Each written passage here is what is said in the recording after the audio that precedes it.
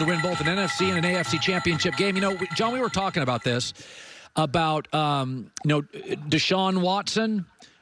He wants a voice. When Tom Brady left New England, you read the stories, he kind of wanted a voice. Russell Wilson increasingly, hey, I'd like a little voice here. You know, it's interesting, John. You and I probably grew up generationally where if you were Phil Simms, you did what Bill Parcells told you to do. But it is a different generation, John. And how do you reconcile that with still having the coach is running the system, but you give these emerging star quarterbacks some say? Well, I think it's actually good to let your leadership and particularly your quarterback in that locker room a voice. When players feel like they don't have a voice, sometimes they'll shut you out. So I think it's a good way to do it. Look what Bruce Arians did with Tom Brady. I mean, they were more down the field, kind of the passing team in the past, at least Bruce's philosophy. I think, Tom had input, and Tom was able to incorporate some short, more consistent, high percentage passing game. And I really ultimately think that was the difference in them being a playoff team versus being a Super Bowl champion. It's interesting, as you well know, when Peyton Manning came to Denver, Russell Wilson named Chicago as a team he was interested in. And people could say, well, Chicago, but Chicago reminds me a little of Denver. You had an emerging offensive line. You were 8-8. Right. You had made the playoffs. You had some very nice weapons on the perimeter. Chicago's got Tariq Cohen. Allen Robinson's terrific. And it's funny. So when Peyton chose you, there were teams that had maybe a better record that were kind of interested. What do you think ultimately, though, Peyton, a smart guy, saw in Denver that he liked? Well, I'm going to say a couple things. And let's not forget, Colin, that both the teams we're talking about, both Tampa and Denver back when we signed Peyton, have really good defenses.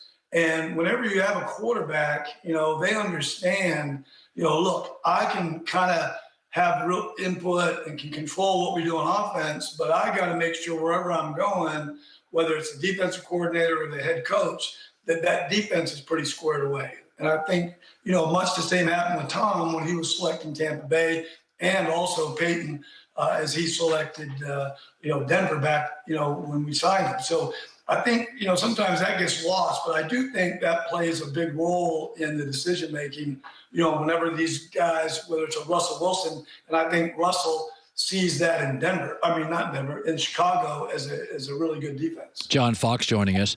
So it's interesting. I was just telling my team this morning as we were building the show, I said, so Washington's got a great coach. They made the playoffs. They have a championship defense. And it's March 3rd or 4th, and they don't have a quarterback. And because Alex Smith is gone. And I said, this feels like Sam Darnold to me. And it's interesting because I loved Sam out of college, but he regressed last year. How do you view Darnold? Because you and Ron are both defensive-minded coaches. He can make mistakes. He can be a little reckless. But he's 23. He's really talented. How would you view him? Would you roll the dice on a Darnold? Yeah, I think in Washington's case, I saw your pre-show before I came on. I think I would agree that they've got a really good defense. Ron's a great coach, a great communicator. Players, respect and play hard for him. So I do think it's good. And then as far as Sam goes, look, I loved him coming out. He was my number one quarterback when he came out. I think all that's still there. He just needs a really good quarterback coach, a guy that's going to put a lot of confidence in him and faith in him. I just think he needs to change the scenery. That team, the Jets, was not very good. I don't think he had a great supporting cast by any stretch. And all those things are there as far as going to the Washington football team. I think it's a good marriage and one that I think draft capital-wise they can afford. It's the draft is April. Free agency now is coming up. And free agency is interesting because it's like a little bit like buying a used car. You don't know if the odometer, you're supposed to trust it completely. You don't know if the car's got quirks a little bit. What was your theory? Now Arizona just went out and said, we're going to go get J.J. Watt. We all kind of know he's a good locker room guy. He's a big presence. What was your theory on free agency? Were you reticent sometimes to do it? Bringing in a big personality? Often you're bringing in a big salary, John, and other players can resent that if you bring in an outsider and he's the highest paid guy. How did you view it?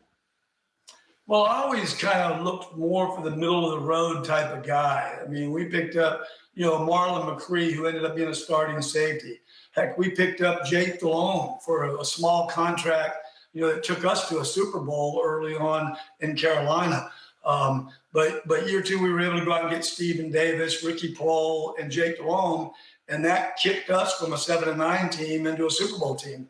Those guys are really good players. I'm not slighting that, but they weren't big contracts. And we were able to go, I don't want to call it bottom feeding, but, kind of value shopping instead of going out with a big name, and paying a whole lot of money. It's funny. I get a lot of crap on Baker Mayfield because I've said before, I tend to like my I always say I like my presidents to be presidential. I like my quarterbacks to be quarterbackial. I don't like them stepping in it. I love Russell Wilson. I love Brady. I loved Eli. Baker sometimes can step in it. And, this week he was talking about UFOs, and I'm like, listen, I'd prefer he not go into alien talk, but, okay, whatevs. And the fans always come in that, Colin, this stuff doesn't matter. And I'm like, well, they haven't given him an extension. Maybe they do have some personality concerns. How do you view what you're comfortable with? Quarterbacks, John, are just different. They're viewed differently. They're paid differently. You're demanding maturity at 23 years old. You don't have to have the most mature safety. If a kid can play, can play. How do you view Baker and some of his missteps and his talent and all that packaged in? Well, I think it kind of is what makes Baker good. I mean, you just go all the way back, even in the college. I mean, he was a walk-on. He transferred. He's been a guy that hasn't had the silver spoon even in college. I mean, he had to go earn it and make it. And look, it's worked for Baker Mayfield. And I don't think you're going to change that. I think that's going to be a hard trait to change, because of how far it's gotten him and what he's done and accomplished, which, really, when it's all said and done, for what he has, and coaches respect this, is he's gotten the most out of it. So, I actually respect it. You prefer and not be that way. But, with players, I always said it was going to be a maintenance meter. When you can perform to whatever maintenance you have to give, okay, all right, then you're in good shape. But whenever that maintenance gets a little higher than your performance, then you got problems. By the way, you look healthy and happy. What do you do these days?